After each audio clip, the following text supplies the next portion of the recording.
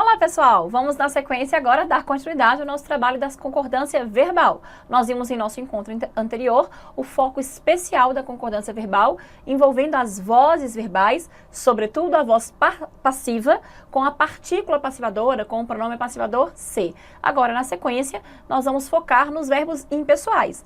Lembrem-se de que eu falei que eu cumpro as minhas promessas e eu prometi para vocês em encontros anteriores, lá atrás, quando a gente viu os tipos de sujeito. Lembra? O sujeito simples, com um núcleo, o composto, com 2 ou mais núcleos, o sujeito desinencial, que é popularmente conhecido como oculto, né? Aquele que está oculto, que não aparece, mas que a desinência do verbo me permite identificá-lo. O sujeito indeterminado, com verbos na terceira pessoa do plural, sem referência, ou o verbo na terceira pessoa do singular, acompanhado do índice de determinação do sujeito ser. E temos o sujeito inexistente, que eu falei com vocês que o sujeito só é inexistente, ou oração sem sujeito, quando o enunciado é estruturado com um dos verbos impessoais. E lá naquela aula eu falei do verbo haver, no sentido de existir, e falei dos verbos de fenômeno da natureza. Mas eu prometi que eu iria mostrar outros verbos impessoais. Então agora é hora de pagar a minha promessa, cumprir com o que eu prometi para vocês. Então nesta aula, ao falar da concordância verbal envolvendo os verbos impessoais, nós veremos que além do verbo haver, no sentido de existir, e dos verbos de fenômeno da natureza, nós temos outros verbos impessoais envolvendo a questão da concordância que são importantes, tá? Então na tela comigo, vamos dar uma olhadinha. Então neste encontro, nesta nossa 14ª aula, nós vamos então falar da concordância, no caso ainda verbal, envolvendo lá os verbos impessoais. Lembrando, pessoal, que in é um prefixo de negação, né? Então, os verbos impessoais, só de eles apresentarem esse prefixo de negação, quer dizer que eles negam alguma coisa. O que eles estão negando, então? O sujeito, tá? Então, põe aí lembrete, verbos impessoais são aqueles que não apresentam sujeito. Então, galera, é o seguinte, nós acabamos de ver no encontro anterior que a regra geral da concordância verbal diz que o verbo tem que concordar com o núcleo do sujeito. Veja bem, o verbo concorda com alguma coisa do sujeito. Se vamos falar agora de verbo impessoal, que é aquele que não tem sujeito, então a gente fala, e agora? O que vai acontecer com a concordância? Porque se a concordância do verbo é feita em função do sujeito, se eu não tenho sujeito, se o sujeito é inexistente, se estou diante de uma oração sem sujeito, e quem determina isso é o verbo impessoal, como que eu vou fazer a concordância? É o que nós veremos agora então. Vamos lá. Então, verbos impessoais são aqueles que não apresentam sujeito, por isso mesmo eles fazem a oração ser chamada de oração sem sujeito, né? Ou de sujeito inexistente.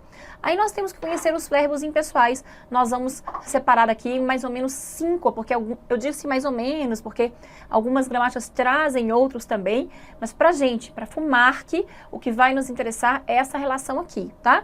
Nós vamos ter um grupinho com aproximadamente 5. Eu não numerei no material de vocês, mas nós podemos pôr letras aqui para facilitar o seu estudo. Então vai aqui no primeiro e põe letra A. Então na letra A nós vamos ter o primeiro verbo dos impessoais, aquele sobre o qual eu já havia falado, tão queridinho nas bancas, nas provas, né, especialmente pelas bancas organizadoras, o verbo haver.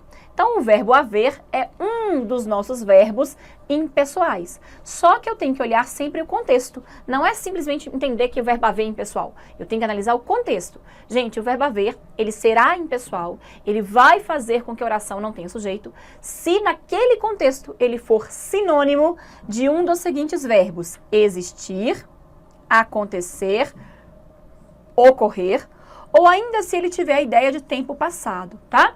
Então, verbos impessoais são aqueles que não apresentam sujeito, que fazem com que a oração seja sem sujeito, com que o sujeito seja inexistente, e nós vamos ter como um deles o verbo haver, sinônimo de existir, de acontecer e de ocorrer, ou ainda esse verbo haver indicando tempo passado. Mas muito cuidado, olha o nosso famoso xizinho de versos aqui, com o seguinte confronto. Eu estou dizendo que o verbo haver, sinônimo de existir, acontecer ou ocorrer, ele, galera, ele, verbo haver, é impessoal. Os sinônimos não, tá? Então, existir, acontecer e ocorrer são verbos que vão apresentar sujeito normalmente. Então, olha só, os verbos aqui, ó, existir, acontecer, ocorrer, contrário de verbo impessoal, são verbos que nós chamamos de pessoais. Então, veja bem, tirei o prefixo de negação agora. Então, se verbo impessoal é aquele que não tem sujeito, verbo pessoal é aquele que tem sujeito. Não existe listinha dos verbos pessoais, porque a gente vai pressupor todos que não forem impessoais consequentemente serão pessoais. Então, o natural é que os verbos tenham um sujeito. O sujeito é um dos termos essenciais, né? Então, o natural, o normal é o enunciado ter sujeito. Às vezes oculto, como nós vimos, às vezes indeterminado, mas o natural é que ele tenha sujeito, né? O sujeito ser inexistente é como se fosse uma exceção, não é o natural. Então, apenas quando o verbo for impessoal, a gente tem a listinha. Todos os verbos que não se encaixarem nessa listinha é porque eles agem naturalmente com seu sujeito. Então, o verbo haver, verbo haver, é que é impessoal. Os sinônimos existir, acontecer, ocorrer, são verbos pessoais, são verbos que apresentam sujeito naturalmente. Então vamos provar isso no nosso confronto da telinha, pessoal. Aconteceram tumultos durante os jogos e houve tumultos durante os jogos. Observem que eu tenho duas frases que são semanticamente idênticas. Semântica é o sentido. São duas frases que transmitem o mesmo sentido. Entretanto, o fato de eu ter escolhido usar o verbo acontecer em uma e ter escolhido usar o verbo haver em outra, isso vai interferir na sintaxe. Na semântica, não. Na sintaxe, sim. Então, vamos lá? Ó, vamos começar pela de baixo. Houve tumultos durante os jogos. Houve com H é sempre o verbo haver, né? Cuidado, porque existe houve sem H, que é do verbo ouvir. Ele ouve bem. Então, houve sem H do verbo ouvir e houve com H, verbo haver. Então, vamos lá. Houve com H aqui, verbo haver, no sentido de que aconteceram tumultos, de que existiram, de que ocorreram tumultos. Então, nós temos o verbo haver, no sentido de existir, de acontecer, de ocorrer.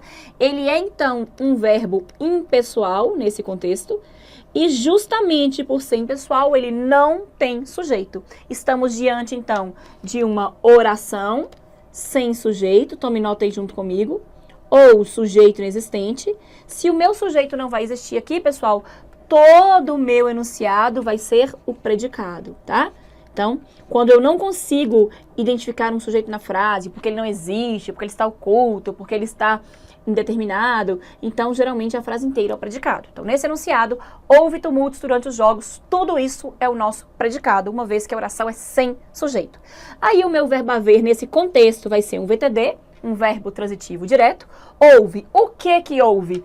Tumultos. Tumultos vai ser o nosso OD, objeto direto. E o que a gente já falou tanto? Verbo não concorda com o objeto, né? Por isso o nosso verbo fica no singular. Então, de regra geral, os verbos impessoais, eles têm que ficar no singular.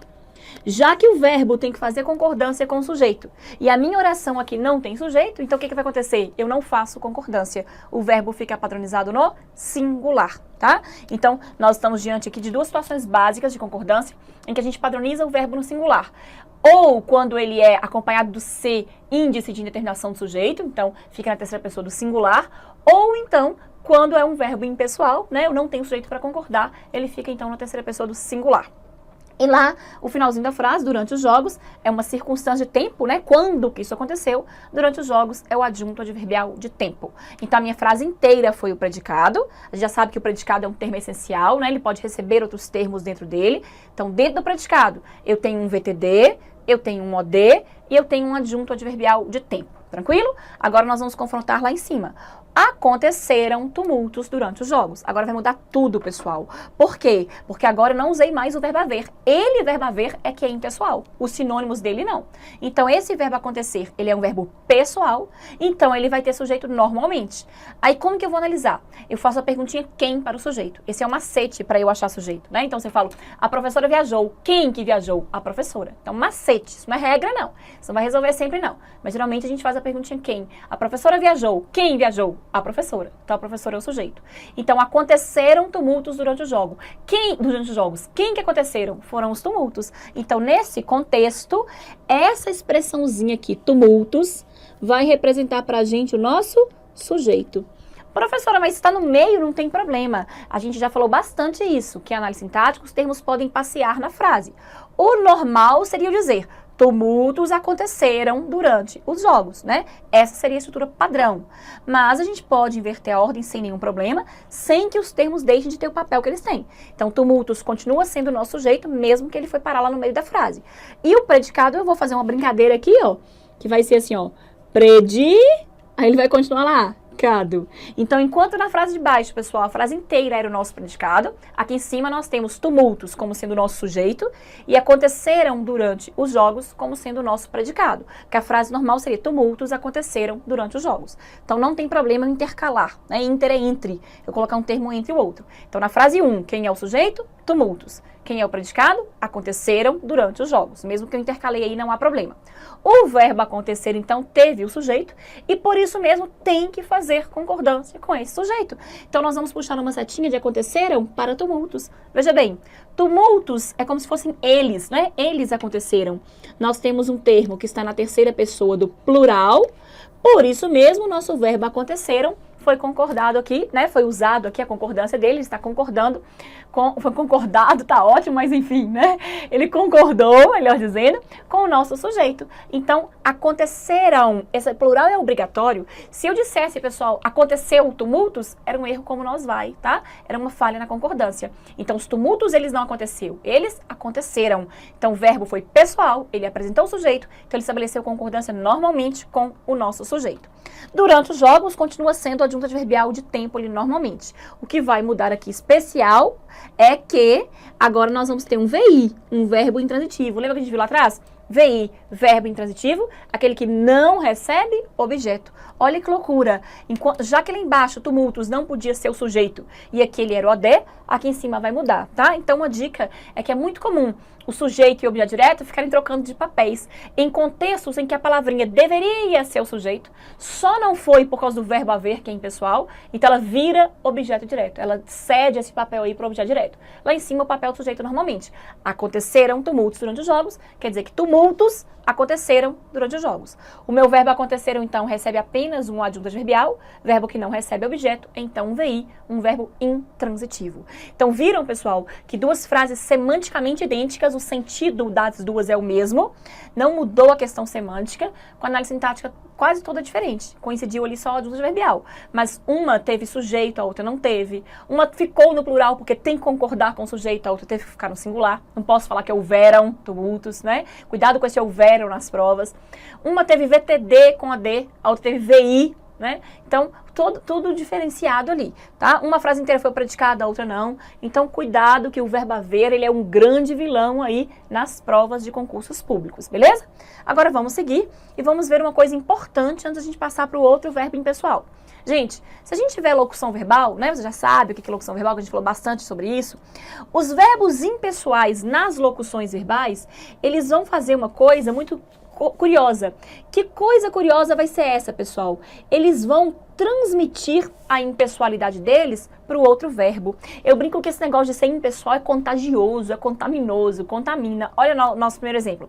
Devem haver pessoas doentes nesta casa. A tendência do aluno é pensar que está tudo perfeito aqui, porque o nosso verbo haver é ele que é impessoal e ele não está flexionado, né? Eu não vou falar devem haverem, Deus me livre disso. Então, haver perfeitinho. Entretanto, há uma falha, um erro de concordância aí no auxiliar devem. Por quê? O fato de o verbo haver aqui ser sinônimo, ponha lá, sinônimo de existir, né? Quando eu falo que devem haver, quer dizer, eu só quero dizer que devem existir pessoas doentes nessa casa. Então, o verbo haver, sinônimo de existir, ele é impessoal. O que vai acontecer com essa impessoalidade dele? Ela vai ser transmitida para o verbo auxiliar, tá? O haver, como a gente já viu, ele é o principal, né? É o último verbo que é o principal, está na forma nominal lá do infinitivo. Mas ele vai, então, transmitir a impessoalidade dele para o verbo auxiliar. Então, gente, no lugar de eu falar que devem haver, eu sou obrigada a falar que deve haver pessoas doentes nessa casa. Então, cuidado. Se o verbo principal, o principal é que manda, for impessoal, ele vai transmitir essa impessoalidade dele para o verbo auxiliar. Então, igualmente, o verbo auxiliar não pode ficar no plural. Então, não posso falar que devem haver pessoas doentes nessa casa. E sim, deve haver. Professora, mas e se fosse o verbo existir? Aí segue a mesma regra que a gente acabou de ver. O verbo existir, ele é pessoal, ele faz plural normalmente. Mas como é locução verbal, cuidado para não falar que devem existirem, pelo amor de Deus. Então, deve haver, ou põe o sinônimo aí, devem existir pessoas doentes nessa casa, tá? Cuidado. Quando é verbo impessoal, não faço plural. Quando o verbo não é impessoal, eu faço plural. Mas no caso da locução verbal, eu não preciso flexionar os dois. Pelo contrário. Olha como que pesa se eu disser que devem existirem. Olha, parece que a frase nem acaba. Devem existir. Então, se o verbo for existir, eu faço plural, mas é no auxiliar. O verbo principal fica na forma nominal do infinitivo, sem flexionar. A gente não vai flexionar isso aí. Então, eu falo que deve haver pessoas, tudo no singular, ou eu falo que devem existir pessoas. Eu flexiono só o auxiliar nesse caso. O principal fica na forma nominal de infinitivo, sem flexão para o infinitivo. Cuidado, nada de devem haver e também nada de devem existirem. Cuidado com isso aí, tranquilo? Belezinha? Então, nessa telinha aí, você tem que ter uma atenção total. Agora sim, nós vamos seguir lá com os nossos verbos impessoais. Vamos colocar uma letra B, vai surgir aqui pra gente conforme eu havia prometido. Não é só o verbo haver e não são só os de fenômeno da natureza que são impessoais. Nós temos também, pessoal, o verbo fazer. Mas cuidado que não é qualquer verbo fazer.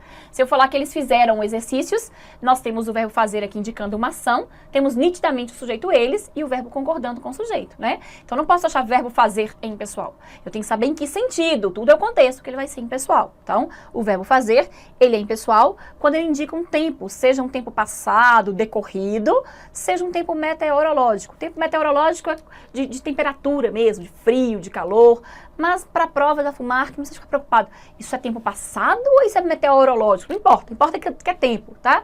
Então, assim como o verbo haver é impessoal, no sentido de existir, acontecer, ocorrer e de tempo passado, o verbo fazer indicando tempo, ele também é impessoal. Olha lá os nossos exemplos.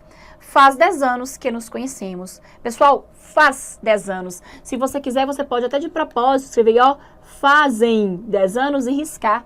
A tendência natural do falante é dizer isso, que fazem 10 anos, né? A gente tem essa tendência de querer concordar. Seria essa concordância se o verbo fazer indicando um tempo, no caso aqui um tempo passado, né? 10 anos se passaram de quando eu te conheci até hoje. Se não fosse essa regrinha, a concordância seria feita mesmo. Então, o verbo fazer indicando tempo é impessoal. Padronizamos os verbos impessoais na terceira pessoa do singular. Então, nada de aluno meu falando que fazem tantos anos, beleza? Então, aqui é uma aula que vai te ajudar na prova, claro, é o nosso foco aqui, mas também na vida, no dia a dia, para a gente cuidar mais da linguagem, um zelo aí pela língua portuguesa. Nada de falar, então, que fazem 10 anos. E sim, faz 10 anos, beleza? Na frase abaixo, faz frio em Curitiba, pelo amor de Deus, não vai achar que o sujeito é Curitiba, até porque está preposicionado, né? Nós já sabemos que o núcleo do sujeito não pode ser preposicionado, e principalmente, o principal motivo aqui é porque em Curitiba é o lugar onde faz frio. Onde que faz frio? Em Curitiba. Então, qual é o sujeito de faz frio em Curitiba? Não tem. É sujeito inexistente, é oração sem sujeito. Na frase de cima, muito cuidado, porque a gente tem duas orações. Então, a gente já sabe que a palavrinha que, né, geralmente passa a barrinha nas orações. Então, ó, faz 10 anos é uma oração, que nos conhecemos é outra oração. Cuidado, pessoal. O sujeito da primeira oração é que é inexistente. É ele que tem o verbo impessoal lá.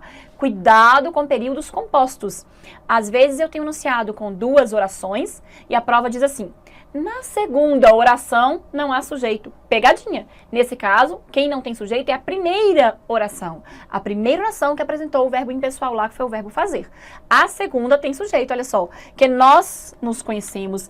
É um sujeito que está implícito, oculto, desencial, mas ele está lá. Faz 10 anos que nós nos conhecemos. Então, na segunda oração, temos um sujeito determinado, apesar de estar oculto, né? Ele é desencial, nós. A segunda oração. A primeira oração é que é oração sem sujeito. Cuidado com isso. Na frase 2, por coincidência, eu tenho só um verbo, só uma oração. Então, na 2, se eu falar que a frase 2 não tem sujeito, beleza.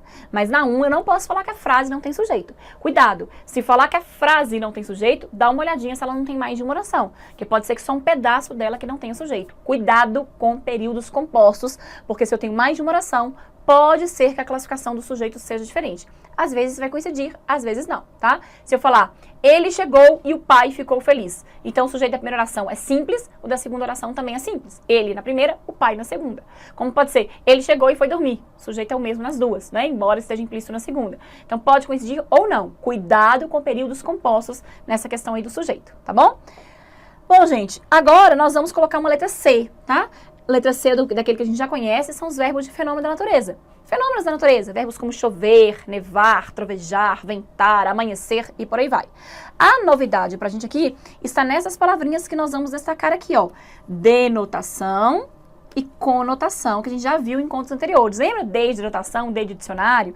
Então, a denotação a gente já viu, é quando o verbo está no sentido verdadeiro. O verbo não, a palavra, qualquer palavra, né? Inclusive o verbo, no sentido real, verdadeiro. Conotação é quando a palavra está no sentido figurado. Então, cuidado. Verbos de fenômeno da natureza são sim verbos impessoais, são sim verbos que fazem a oração ser sem sujeito, o sujeito ser inexistente. Entretanto, isso acontece quando o verbo está no sentido de fenômeno mesmo, no sentido literal, real. Olha lá, choveu pouco nos últimos meses. Então, quem é o sujeito de choveu pouco nos últimos meses? É oração sem sujeito, é sujeito inexistente. A frase inteira aqui pra gente, então, vai ser o nosso predicado. Esse choveu vai ser um VI, um verbo intransitivo, porque ele não recebe objeto. Pouco é adjunto adverbial de intensidade e nos últimos meses é adjunto adverbial de tempo. Então, essa frase não tem sujeito. Já na frase abaixo, observe que eu disse choveram. O verbo está no plural. E não está errado, porque o normal seria não ter plural se o verbo fosse impessoal. Mas agora, quem choveram? Foram as vaias. É como se a frase fosse, então, vaias choveram para o cantor, né? Então, a concordância vai ser feita naturalmente, porque agora sim, nós temos um sujeito aqui, que a palavrinha vaias está no plural. Se o sujeito está no plural, o verbo tem que concordar. Então, cuidado.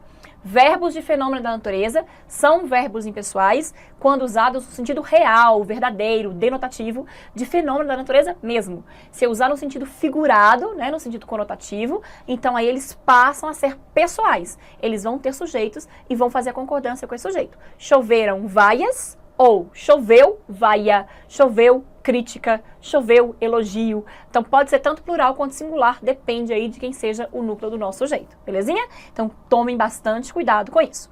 Agora vamos seguir para a nossa letrinha D, não é isso? CD, isso mesmo.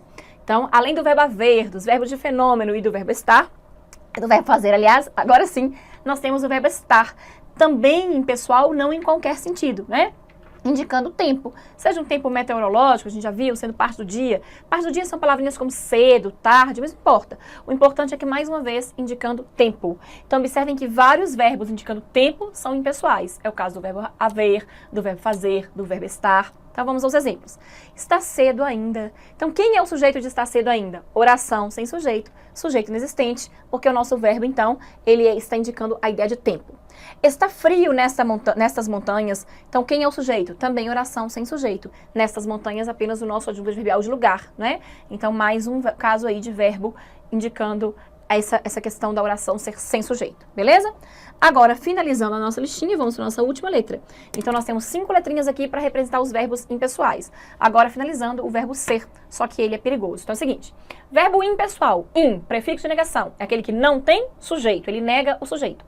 Se tradicionalmente o verbo concordar é com o sujeito, quando ele não tem sujeito, então o que acontece com ele? Ele não faz concordância. Então, o verbo impessoal fica padronizado na terceira pessoa do singular. Quais são os verbos impessoais? Ó, vou encher uma mão. O verbo haver, no sentido de existir, acontecer, ocorrer, e também indicando tempo, né, no caso, tempo passado. O verbo fazer, também indicando tempo, seja passado, o que for, meteorológico. O verbo estar, também indicando tempo, seja parte do dia, o tempo que for. Os verbos de fenômeno da natureza, usados no sentido real, denotativo. E agora fechando, o verbo ser. Mas aqui vai dar trabalho. O verbo ser, ele dá trabalho. É o seguinte, acabamos de ver que o normal dos verbos é que eles sejam pessoais, que eles tenham um sujeito e que eles concordem, então, com esse sujeito. Ser impessoal já é uma exceção. É quando não tem sujeito, por isso não faz concordância, fica na terceira pessoa do singular. Agora nós vamos ver uma exceção dentro da exceção, pessoal. O verbo ser, em alguns sentidos, ele será impessoal, mas ele vai poder ter plural. Cuidado! Eu disse que ele vai poder ter plural. Eu não disse que ele vai ter sujeito, porque seria demais. Impessoal. É prefixo de negação. O que é um verbo impessoal? Que não tem sujeito. Aí não tem exceção. Se o verbo tem sujeito, eu não posso chamá-lo de impessoal. Impessoal é não ter sujeito. Entretanto, alguns verbos, um dos verbos impessoais, é somente ele, só o verbo ser tem essa capacidade. Apesar de ser impessoal em alguns contextos, ele não vai ter sujeito e mesmo assim ele vai estabelecer concordância. Com quem? Vamos ver lá, comigo na telinha? Olha só. Então, o verbo ser, quando ele indica data, hora, distância, então olha a ideia de tempo outra vez, né? Então, ó, para ficar mais fácil lembrar dos verbos impessoais, os verbos de fenômeno da natureza, no sentido verdadeiro, e basicamente verbos que indicam tempo. Haver, ser, estar, fazer. Então, esses verbos todos indicando algum tipo de tempo, eles são impessoais. No caso do haver, também no sentido de existir, acontecer e ocorrer. Então, o verbo ser, quando ele indica data, hora, né? Então, tempo, mas também com a ideia de distância, cuidado porque tem distância aí também.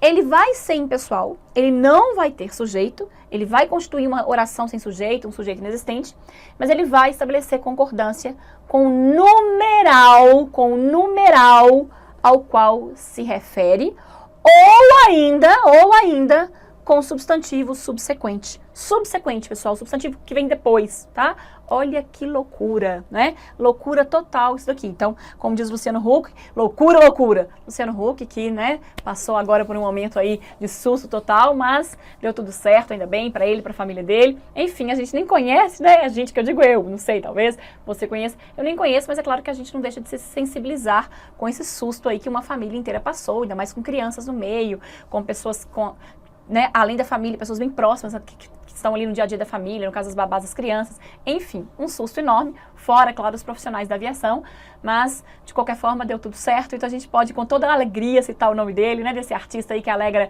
muita gente. Então o Luciano Huck, como ele diz, loucura, loucura, nós temos uma expressão com loucura, loucura aqui, pessoal. Então vamos entender, o verbo ser, quando indica data, hora, distância, ele é impessoal. Então, ele não tem sujeito, a oração é sem sujeito, o sujeito é inexistente. Mas ele pode, não diz que ele vai ter plural, diz que ele pode ter plural.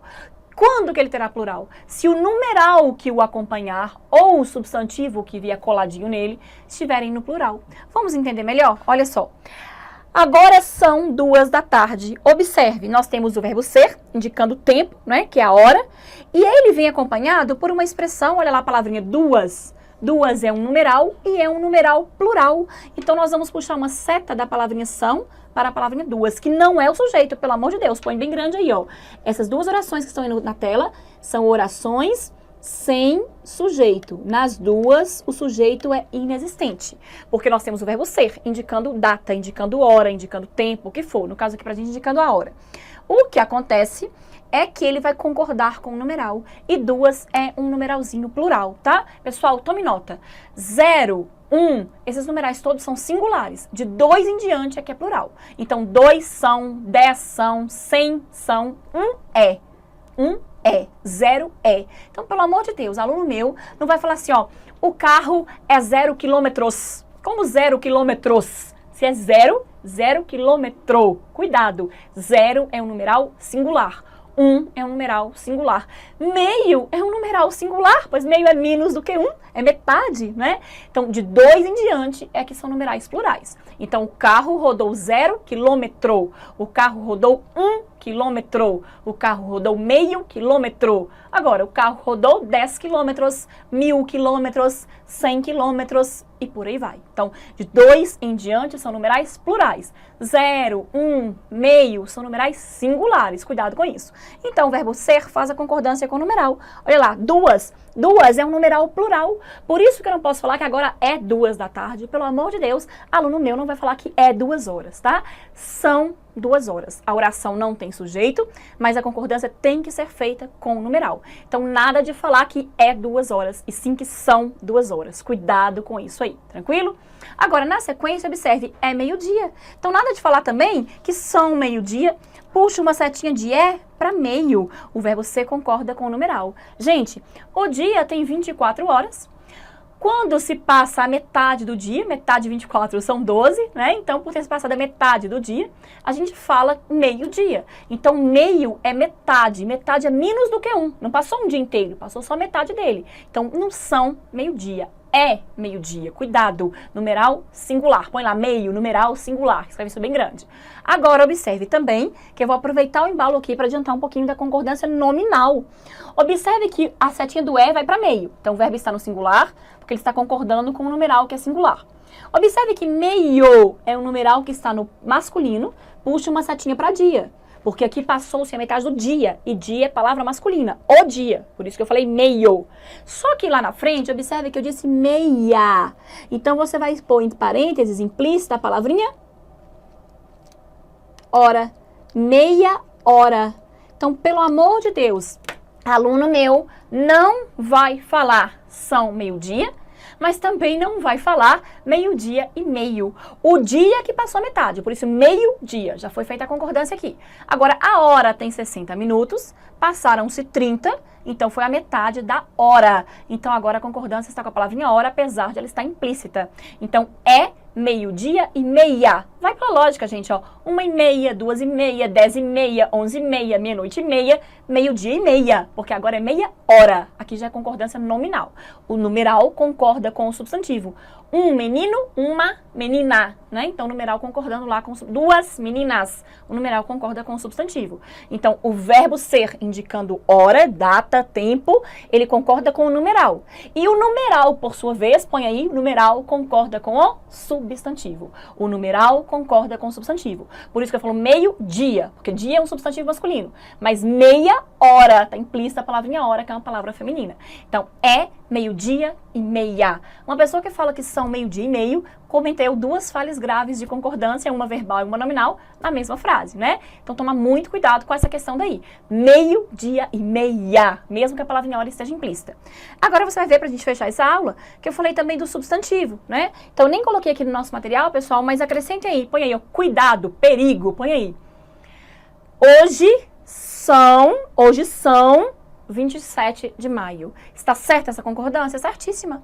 Porque 27 é um numeral plural e a gente acabou de ver que o verbo ser concorda com o numeral. Então, isso é bem grande. Hoje são 27 de maio. Hoje é 1º de maio. Então, é primeiro. São 27. Concordei com o numeral. Entretanto, põe aí, perigo, perigo. Hoje é dia 27 de maio. Já pensou falar que hoje são dia? Então, cuidado, pessoal. O verbo ser, ele concorda com o numeral. Por isso que eu falo que é 1 hora e que são 2 horas. O verbo ser concorda com o numeral. Mas ele também pode concordar com o substantivo subsequente. Com o substantivo que vem depois dele. Então, eu digo, por exemplo, que hoje é dia 27 de maio. Porque apesar de eu ter o numeral 27, que é um numeral plural, eu concordei com a palavra em dia. Hoje é dia 27 de maio. Então, o verbo ser, quando for impessoal, ele concorda com o numeral ou com o substantivo subsequente. Aí, coloquei bem grande. Ainda que implícito. Ainda que implícito. Então, eu posso, eventualmente, falar que hoje é 27 de maio. Porque se eu falar que hoje são 27, beleza, eu concordei com o numeral. Mas se eu falar que hoje é 27, não é erro de concordância. É um pseudo, é um falso erro. Porque parece que eu não concordei, porque de fato o numeral é plural, mas é que a palavrinha estava implícita. Hoje é 27 de maio, significa que hoje é dia 27 de maio. Não sorteio aqui não, tá, gente? É só pra mostrar pra vocês que cuidado com os substantivos implícitos. Então, o verbo ser concorda com o numeral ou com o substantivo subsequente, ainda que ele esteja implícito. Do mesmo jeito que eu falo meio-dia e meia, concordando com a palavrinha hora, que está implícita, eu posso falar que hoje é 27, porque eu estou concordando com a palavrinha dia, que está implícita. Hoje é dia 27. Mas também nada me impede de usar o plural, concordando aí com o numeral diretamente. Tranquilo? Beleza? Então, cumpri minha promessa aqui dos verbos impessoais. Haver, fazer, ser, estar e os de fenômeno da natureza nestas situações. Cuidado especial aí com o verbo ser. Ok, pessoal? Belezinha? E o próximo encontro, professora? Assista e verá. Aguardo vocês.